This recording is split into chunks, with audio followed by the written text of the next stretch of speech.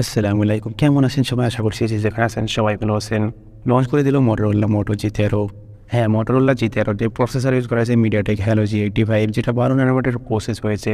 হ্যাঁ, এখানে 50 মেগাপিক্সেলের ক্যামেরা থাকতে চলেছে, 6.5 ইঞ্চির আইপিএস এলসিডি ডিসপ্লে থাকতে চলেছে, অ্যান্ড 5000 এমএএচের ব্যাটারি থাকতে চলেছে।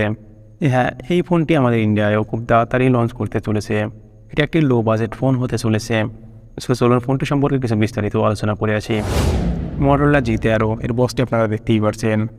বক্সটি ওপেন করলে প্রথমেই থাকছে ফোনটি গ্লোসি ফিনিশিংয়ের সঙ্গে আসতে চলেছে, অ্যান্ড তারপরে থাকছে কিছু ইউজার গাইড, সিমটে ইজিক্টর, অ্যান্ড থাকছে একটি অ্যাডাপ্টার থাকছে 10 ওয়াটের একটি অ্যাডাপ্টার, যা এ টাইপ পোর্ট পেয়ে যাচ্ছেন।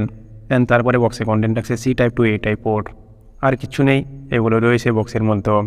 যদি আমরা এবার ফোনটির ডিজাইনের কথা বলি, তাহলে দেখতে পাচ্ছেন উপরের দিকে, রাইট সাইডে অ্যান্ড নিচের দিকে। অ্যান্ড ফোনটিতে বক্সের মধ্যেই কভার লাগানো ছিল। ফোনটির ব্যাক সাইডের ডিজাইনটি দেখুন, গ্লোসি ফিনিশিং পেয়ে যাচ্ছেন, যা অনেক চমক মারছে। ফোনটির উপরে 3.5 হেডফোন জ্যাক রয়েছে। রাইট সাইডে পেয়ে যাচ্ছেন power button and volume down button. Power বাটনের সঙ্গে থাকছে ফিঙ্গারপ্রিন্ট। অ্যান্ড উপরের দিকে পেয়ে যাচ্ছেন ফোনটিতে 3.5 হেডফোন জ্যাক। অ্যান্ড ফোনটির ফ্রেম পেয়ে যাচ্ছেন প্লাস্টিক। লেফট সাইডে রয়েছে সিম স্লট। বটনে রয়েছে ফোনটির primary microphone, C type port and speaker.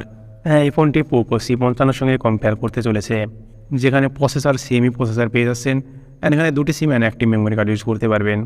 ওখানে তারা মাইক্রো ইউএসবি পোর্ট দিয়েছিল, এখানে সি টাইপ পোর্ট দিয়েছে তারা। পোকো C55 এই ফোনটিতে ছিল ডুড অফ নস। এখানে মোটরোলা G13 থাকছে মিড পাঞ্চল ডিসপ্লে ক্যামেরা, যেখানে ব্রাইজেলেসিন অনেক কম পেয়ে যাচ্ছেন, ওখানে ব্রাইজেলেসিন অনেক বেশি ছিল। যদি আমরা ডিসপ্লের কথা বলি, এখানে ডিসপ্লে ইউজ করা হয়েছে 6.5 ইঞ্চির আইপিএস এলসিডি ডিসপ্লে, যেখানে 90 হার্জ রিফ্রেশ সাপোর্ট করে। এখানে 400 নিট পিক ব্রাইটনেস পেয়ে যাচ্ছেন।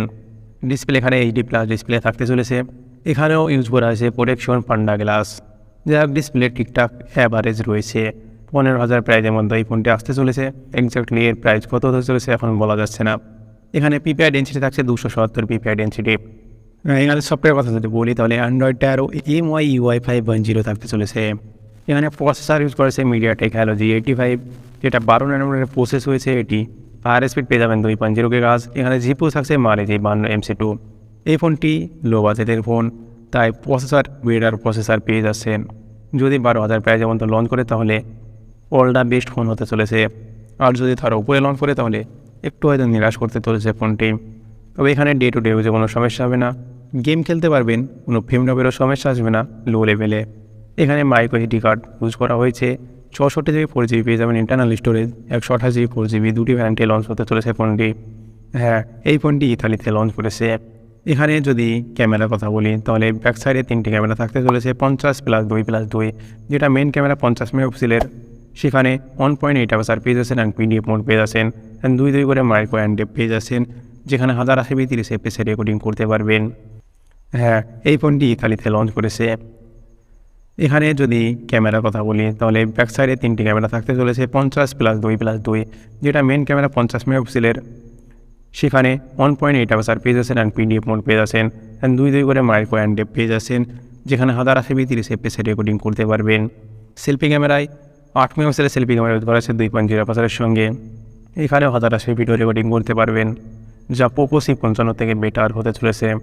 এই ফোন দিয়ে কিছু ক্যামেরা স্যাম্পল আপনারা দেখতে পাচ্ছেন, যা ডিসেন্ট কোয়ালিটি পেয়ে যাবেন। এখানে সাপোর্ট করবে stereo speaker, 3.5 headphone Jack use করা হয়েছে। এটি একটি 4G ফোন হতে চলেছে। ব্যাটারি এখানে থাকতে চলেছে 5000 mAh ব্যাটারি, 10 ওয়াটের ফাস্ট চার্জার থাকতে চলেছে। অ্যান্ড ফোনটিতে 2 থেকে 3টি কলাস হয়তো থাকতে চলেছে।